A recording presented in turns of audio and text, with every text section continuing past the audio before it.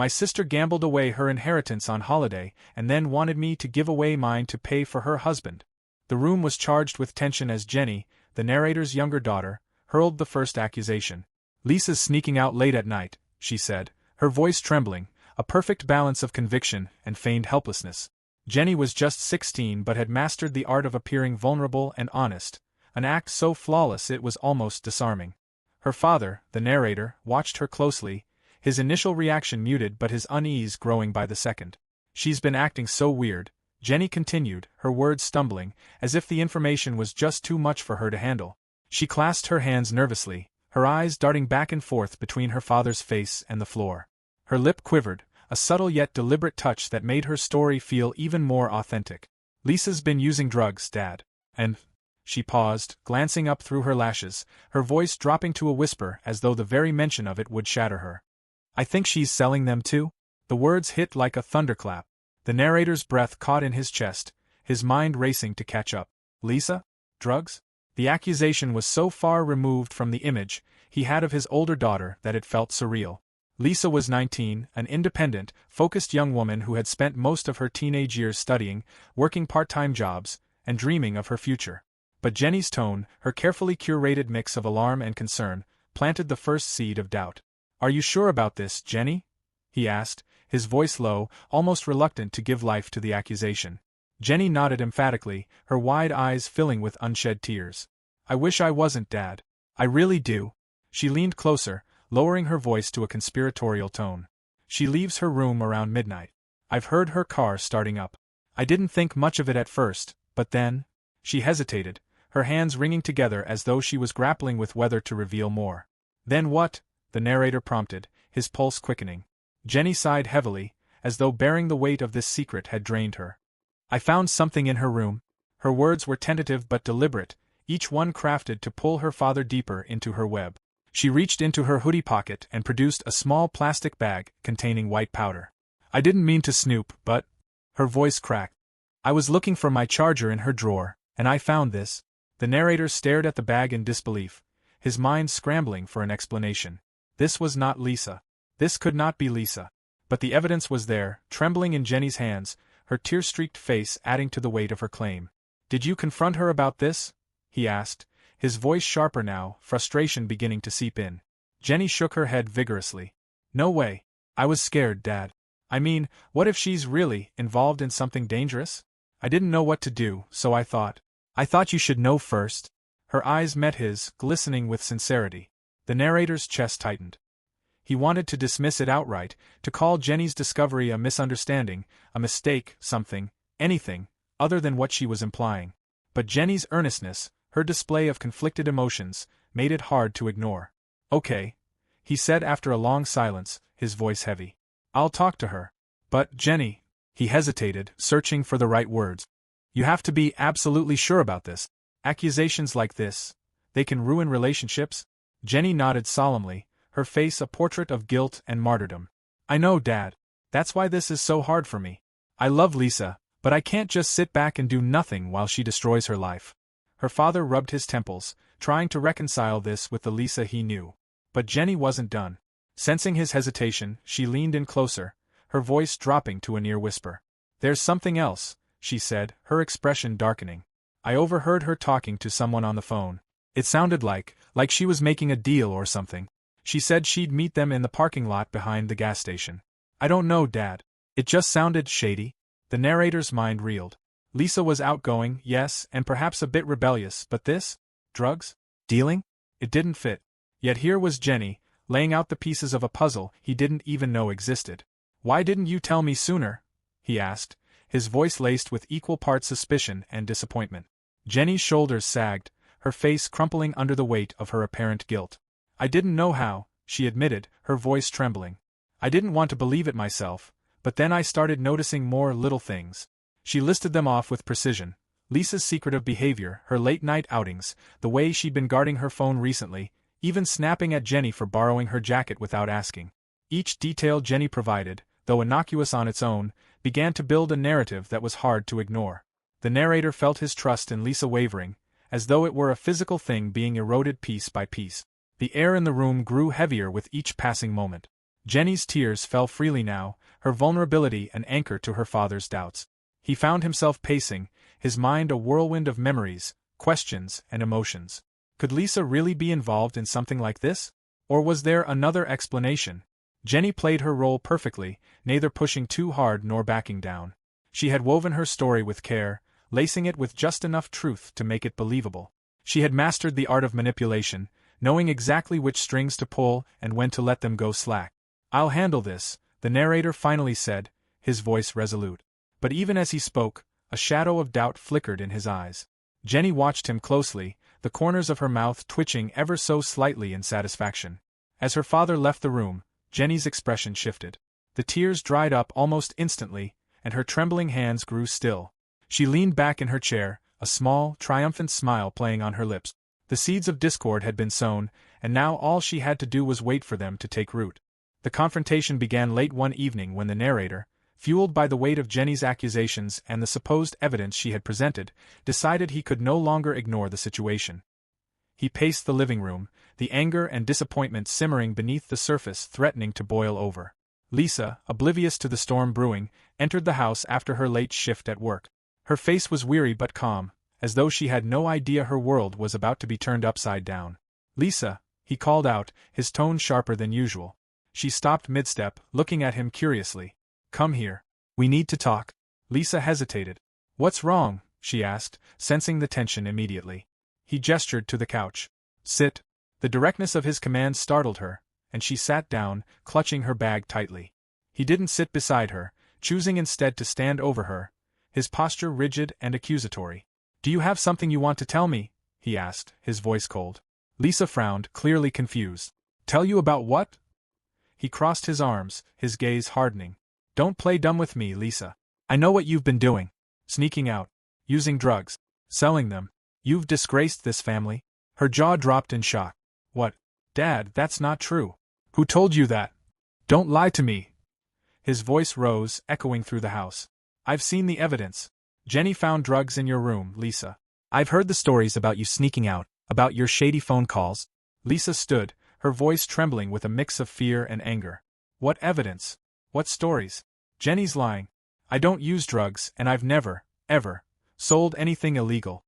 Don't you dare try to blame your sister," he snapped, pointing a finger at her.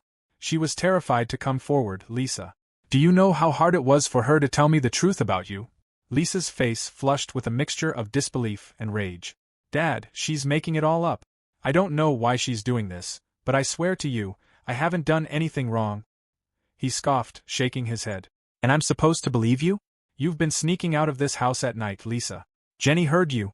"Because I work late," she cried, her voice breaking. "I've been picking up extra shifts to save money for college." "And what about the drugs she found in your drawer?" he demanded, his voice dripping with sarcasm. "Are you going to tell me those magically appeared?" Lisa's hands balled into fists at her sides, her voice rising. "I don't know how they got there, but they aren't mine." His face hardened further, his anger shifting into something colder, disappointment. "I don't want to hear it, Lisa. You've lied enough. You've turned this house into a disgrace. Your actions have humiliated this family, and I won't tolerate it anymore." Tears spilled down Lisa's cheeks as she took a step toward him, desperation etched into every line of her face. "Dad, please. You have to believe me. I haven't done anything." "Enough," he roared, silencing her. His voice dropped, trembling with restrained fury. "You think I don't see what's happening here? You've been given every opportunity, every ounce of support, and this is how you repay me? By turning into some kind of drug dealer?" Lisa stumbled back as though the words had physically struck her. "I'm not a dealer," she whispered, her voice cracking under the weight of his accusation. "I'm your daughter." "Not anymore," he said, his voice devoid of warmth. "You're nothing but a disgrace to this family. Pack your things, Lisa. You're out of this house." The silence that followed his words was suffocating. Lisa stared at him, her eyes wide with shock, as though she couldn't quite process what he had just said. "You're kicking me out?" she asked, her voice trembling. "You've left me no choice," he replied. "I can't have someone like you under my roof." Lisa's hands shook as she wiped at her tears. "I can't believe this," she said, her voice hollow. "You're taking her side, Jenny's side, without even giving me a chance to prove my innocence." "I've seen enough," he said coldly. "Jenny has been nothing but honest with me. She's worried about you, Lisa. She's been trying to help you, and this is how you repay her? By denying everything? Lisa's voice broke into a sob. She's lying to you, Dad. Why can't you see that? Because I know the difference between a liar and someone who's telling the truth, he shot back. And you, Lisa, have been lying to me for months. Lisa's chest heaved as she fought to catch her breath, her emotions threatening to overwhelm her. She looked at him, her father, the man who was supposed to love her unconditionally, and saw only judgment and betrayal in his eyes. Fine, she said finally, her voice trembling but firm. If that's how little you think of me, then I'll go. But don't expect me to come back. He didn't respond, didn't try to stop her as she turned and walked out of the room. The sound of her footsteps on the stairs, the muffled cries that followed, were like daggers to the air, but he steeled himself against them. He told himself he was doing the right thing, that he was protecting his family. Lisa's departure was quiet. She packed her belongings with shaking hands, her heart breaking with every item she placed into her bag. She paused at the doorway to her room, taking one last look at the place she had called home. Then she walked out, the sound of the door closing behind her echoing through the house. Downstairs, Jenny watched from the shadows, a small, satisfied smile tugging at her lips. She had played her part perfectly, pulling the strings with just the right amount of finesse to ensure her victory. Lisa was gone, and with her departure, Jenny had cemented her position as the golden child. Lisa stood on the curb outside the house, her bag slung over her shoulder, the cold night air biting at her skin.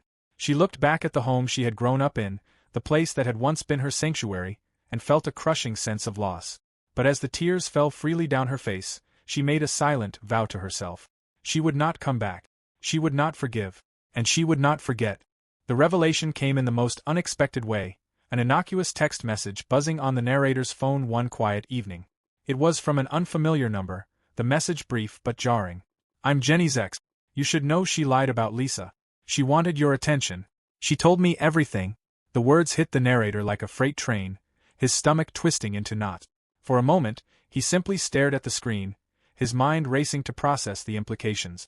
He reread the message, hoping, somehow, that he had misunderstood. But the meaning was clear. The phone slipped from his hands and landed on the table with a dull thud. Memories of Lisa's tearful protests, her desperate pleas for him to believe her, flashed through his mind. His heart clenched painfully as guilt began to seep into every corner of his being. He spent the next hour trying to find reasons to dismiss the message.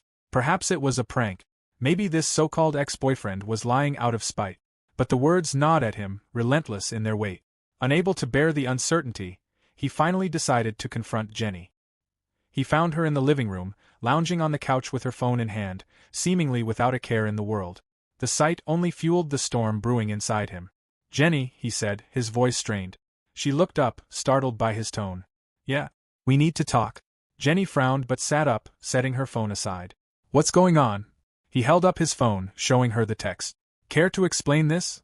Jenny's face drained of color as her eyes darted to the screen. What is that? She stammered. You tell me, he said sharply. I got this text from someone claiming to be your ex-boyfriend. He says you lied about Lisa.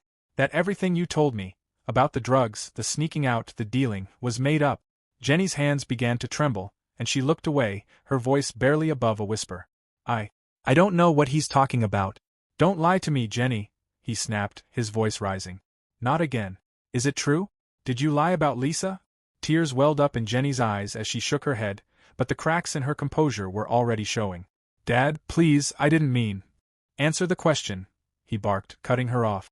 Did you lie? Her shoulders sagged under the weight of his anger, and the tears spilled freely down her cheeks. Yes, she admitted, her voice trembling.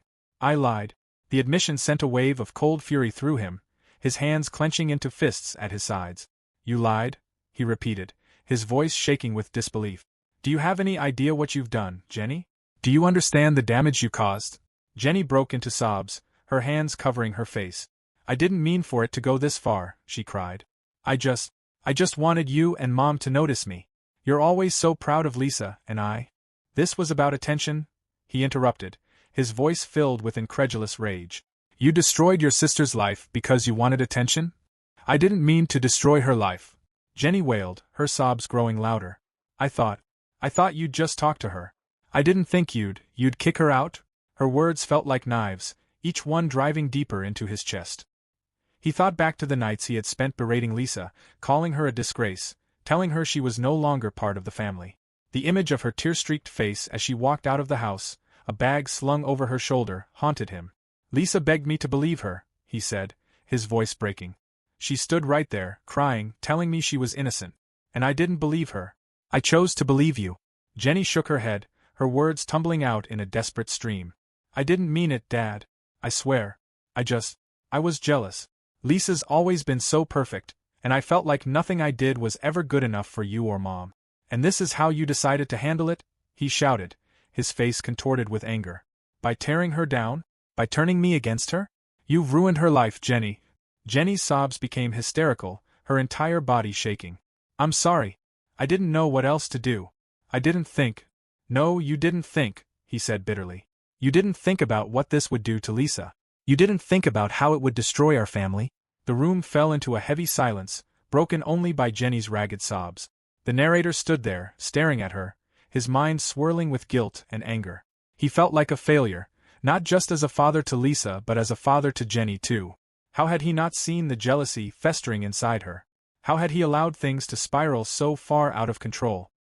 He turned away, running a hand through his hair. Do you know where she is now? He asked quietly. Jenny shook her head, her voice hoarse from crying. No, she hasn't talked to me since she left. The narrator's chest tightened. He had no idea where Lisa was, how she was doing, or if she was even safe. And it was all because he had failed her when she needed him most. I trusted you, Jenny, he said, his voice heavy with disappointment. I trusted you to tell me the truth, and you betrayed that trust. I don't even know how to begin fixing this. Jenny's sobs quieted, and she looked up at him with red, puffy eyes. Dad, please. I'm so sorry. I'll do anything to make it right. Please don't hate me. He sighed, the weight of her words settling heavily on his shoulders.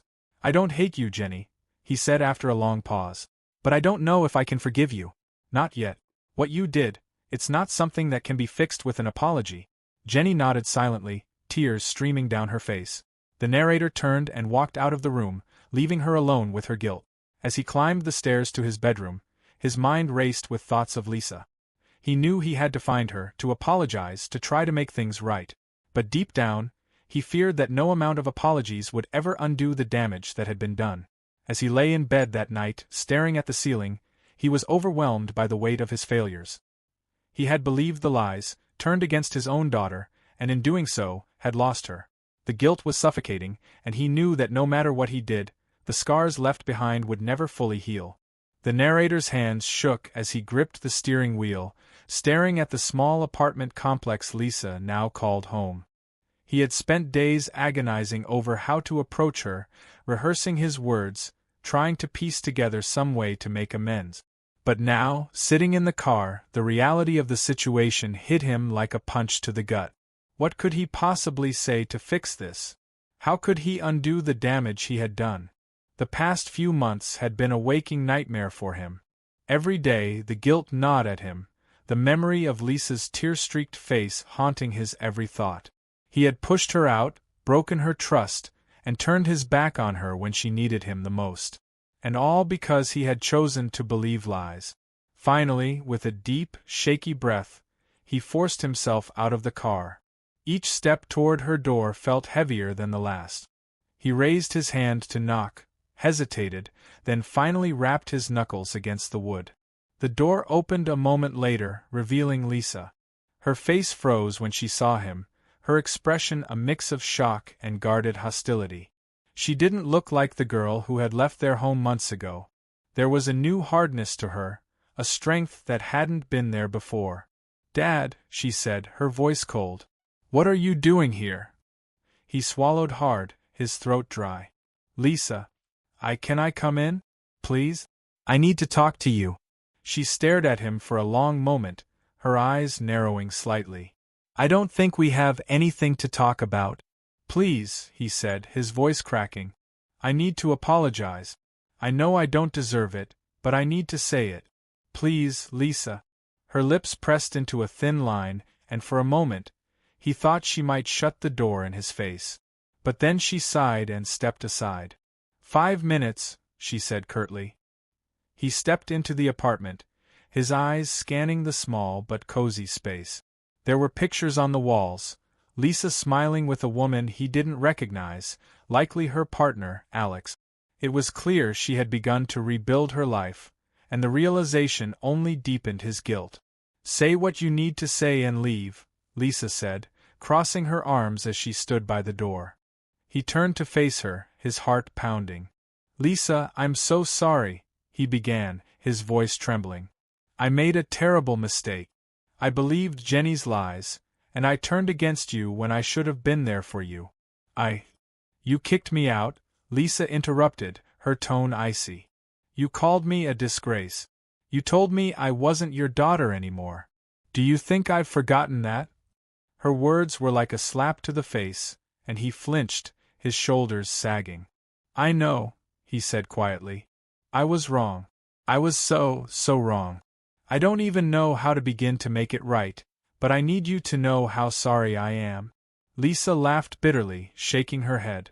"You think an apology fixes this? Do you have any idea what you put me through? I had nowhere to go, Dad. I was terrified. I had to rely on people who barely knew me to survive because my own family turned their back on me." He felt the sting of her words deep in his chest, each one a painful reminder of his failures. "I know I can't undo what I did," he said, his voice breaking. "But I want to try to make it right. Please, Lisa. Let me make it right?"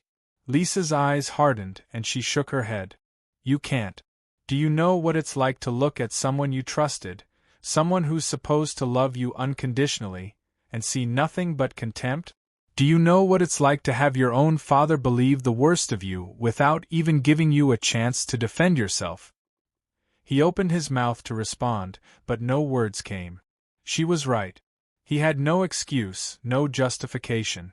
"I begged you to believe me," Lisa continued, her voice rising. "I cried. I told you the truth, and you called me a liar. You humiliated me, Dad. You broke me."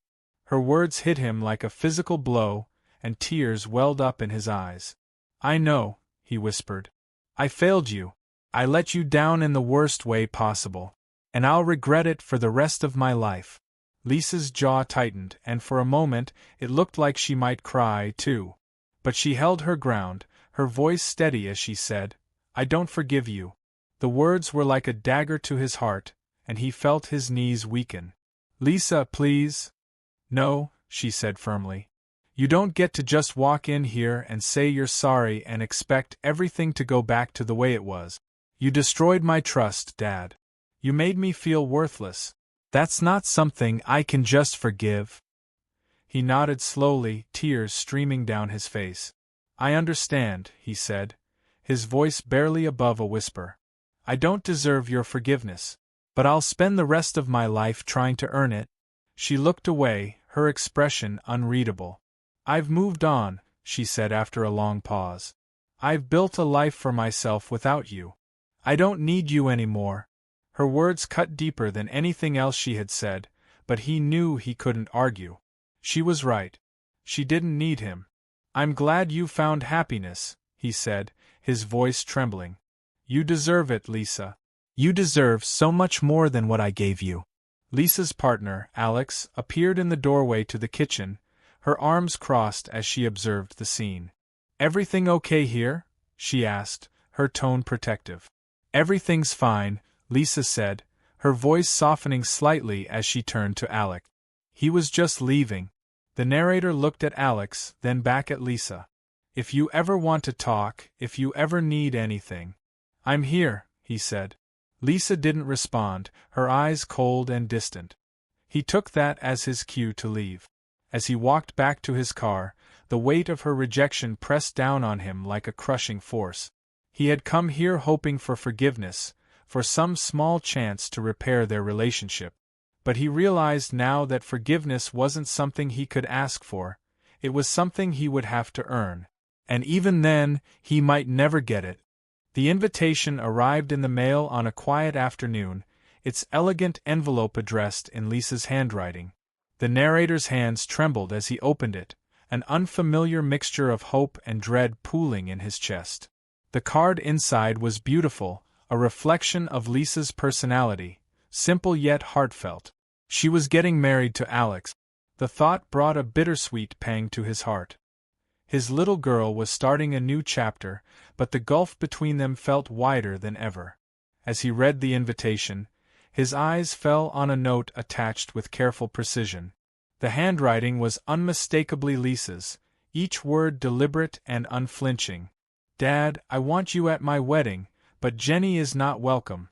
This is non-negotiable. If you can't respect my decision, it's better that you don't come." The words hit him like a punch to the gut. He read them over and over, the bluntness of her message driving home just how deep the wounds still were. He couldn't ignore the anger simmering beneath the surface of her carefully chosen words. This wasn't just about the wedding, it was about boundaries, trust, and the consequences of betrayal. He sat down heavily, the card still clutched in his hand. Jenny wasn't welcome. His stomach churned at the thought of telling her. She had been fragile ever since her confession, carrying the guilt of her lies like a weight she couldn't shed. But this? Being excluded from Lisa's wedding would crush her. That evening, he sat Jenny down and explained the situation. Her face fell as soon as he mentioned Lisa's name, her eyes filling with apprehension. When he told her about the note, her reaction was immediate and panicked. "She's still mad at me," Jenny said, her voice shaking. "I knew she hated me, but I didn't think she'd do this." "She doesn't hate you, Jenny," the narrator said, though the words felt hollow even as he spoke them. "She's hurt. What you did." He stopped himself, not wanting to rehash the past, but Jenny cut him off anyway.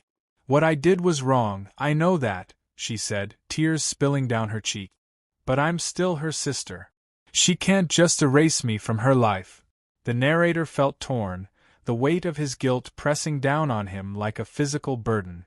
He wanted to be there for both of his daughters, to mend the rift that had torn their family apart, but Lisa's ultimatum left no room for compromise. Over the next few days, he wrestled with his decision, torn between his desire to support Lisa on her big day and his sense of responsibility toward Jenny. When he finally called Lisa, his voice was thick with hesitation. "Lisa," he began, "thank you for inviting me. It means more than you know." There was a pause on the other end of the line, and then Lisa's voice came through, calm but firm. "I want you there, Dad. But I need you to understand, I can't have Jenny there. I can't pretend everything's fine when it's not." "Lisa, she's your sister," he said, his voice faltering. "She's sorry for what she did. She's been carrying that guilt every day since you left. Don't you think this could be an opportunity to start fresh?" Lisa's laugh was bitter. "Start fresh? You think inviting her to my wedding would somehow erase everything she did? She ruined my life, Dad. She lied to you and you believed her. You didn't just take her side, you kicked me out. You told me I wasn't your daughter anymore. Do you have any idea how hard it's been to rebuild my life after that?" "I know," he said, his voice breaking. "I know I failed you. I've admitted that. I've tried to make it right." "But you haven't," Lisa interrupted, her voice sharp. "You haven't made it right because you still don't get it. This isn't about Jenny's guilt or your guilt. It's about me setting boundaries for my life. And one of those boundaries is that I don't want Jenny there. If you can't respect that, then maybe you shouldn't come either."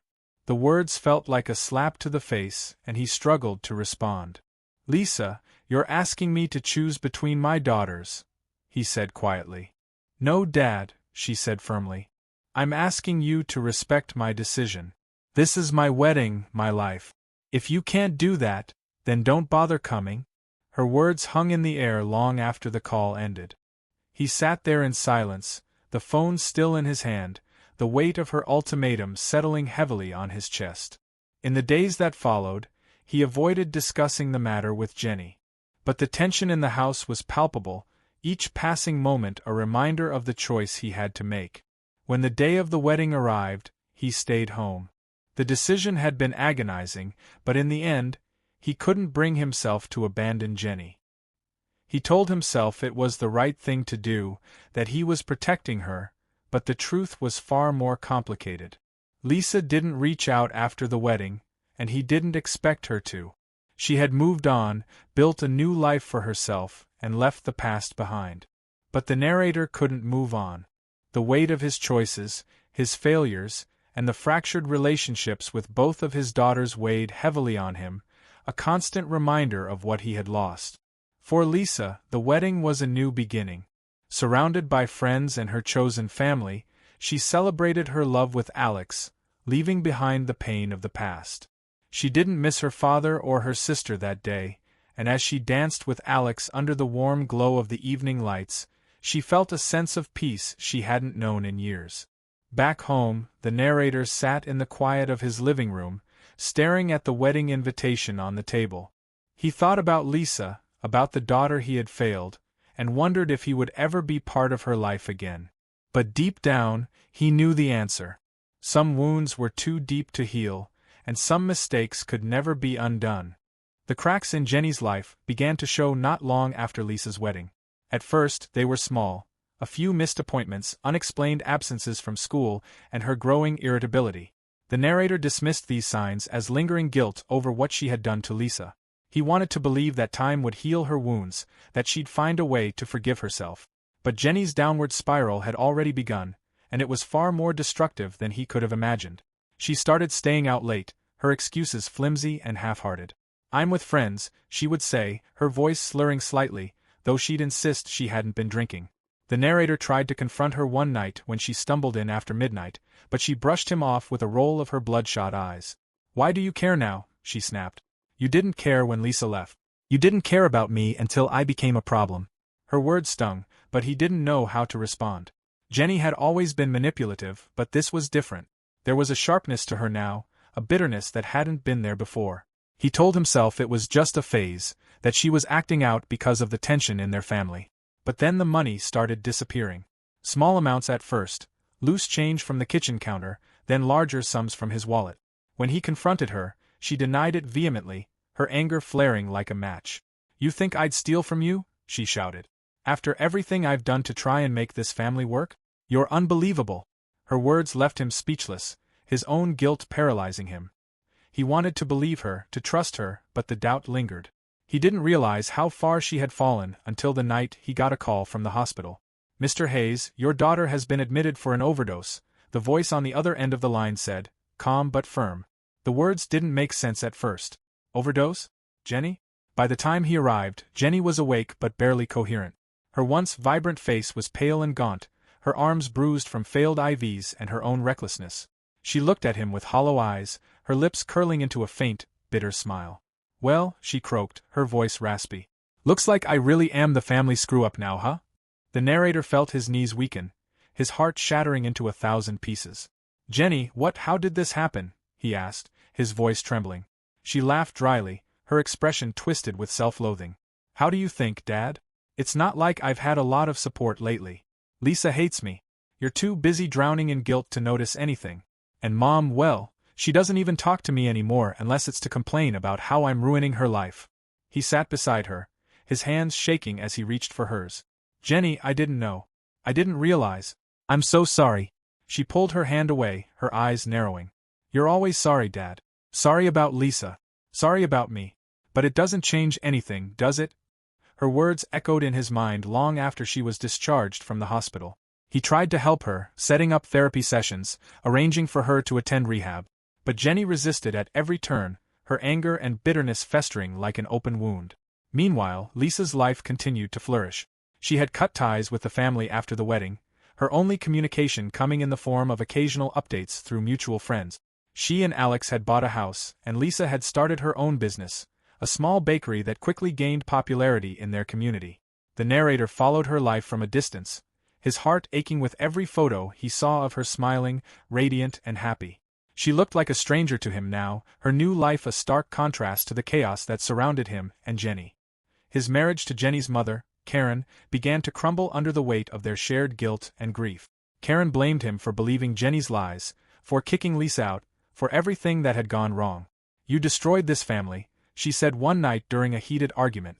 "You let Jenny manipulate you, and now we've lost both of our daughters." Her words cut deep, but he couldn't deny their truth. He had failed as a father, as a husband, as the head of their family. And now he was paying the price. Jenny's addiction worsened, each relapse chipping away at what little remained of her former self. She lost weight, her cheeks hollowing out, her once bright eyes dulled by the haze of drugs and despair. She stopped attending therapy, her excuses growing more elaborate and her anger more volatile.